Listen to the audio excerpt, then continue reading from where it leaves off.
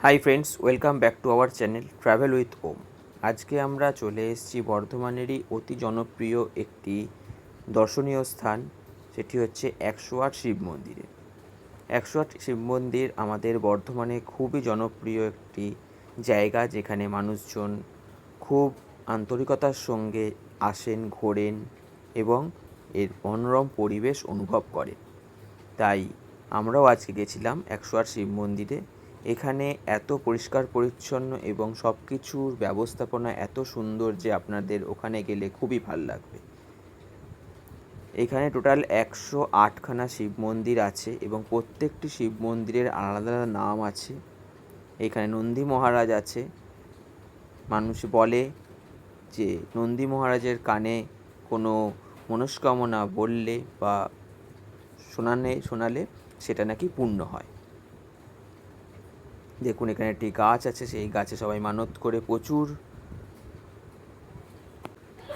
দড়ি রেখেছে বেঁধে, এবং এখানে একটা বড় দিঘি আছে, যেটি ১০৮ শিব মন্দিরের ঠিক মাঝখানে অবস্থিত। এখানে ঢোকার আগেই আপনাদেরকে বাইরে জুতো খোলার আলাদা জায়গা আছে, সেখানে আপনারা জুতো খুলে তারপর প্রবেশ করবেন, এবং এই শুরু হচ্ছে প্রত্যেকটি মন্দির।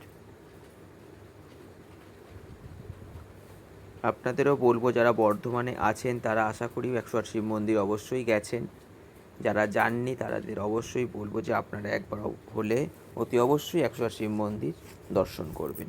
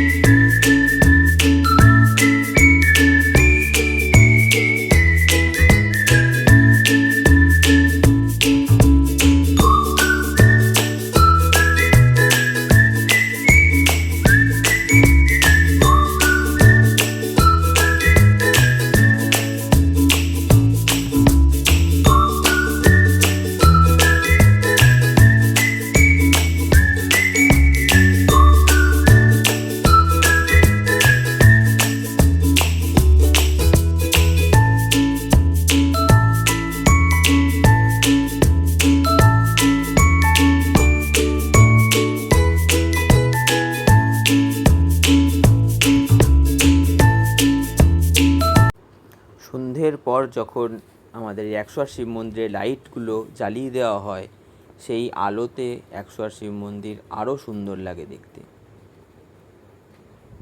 দেখতেই পাচ্ছেন কত সুন্দর লাগছে প্রত্যেকটি দৃশ্য। এই ১০৮ শিব মন্দিরের ভেতরে অনেক কিছু দোকানও আছে, আপনারা চাইলে এখান থেকে জিনিসপত্র কেনাকাটি করতে পারেন। তাহলে আমাদের ভিডিও আজকের মতো এখানেই শেষ হচ্ছে।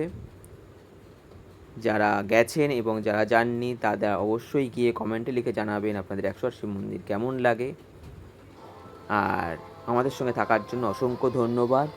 যারা এখনও চ্যানেলটিকে সাবস্ক্রাইব করেননি তারা সাবস্ক্রাইব করে পাশে থাকা বেল আইকনটি অবশ্যই ক্লিক করবেন।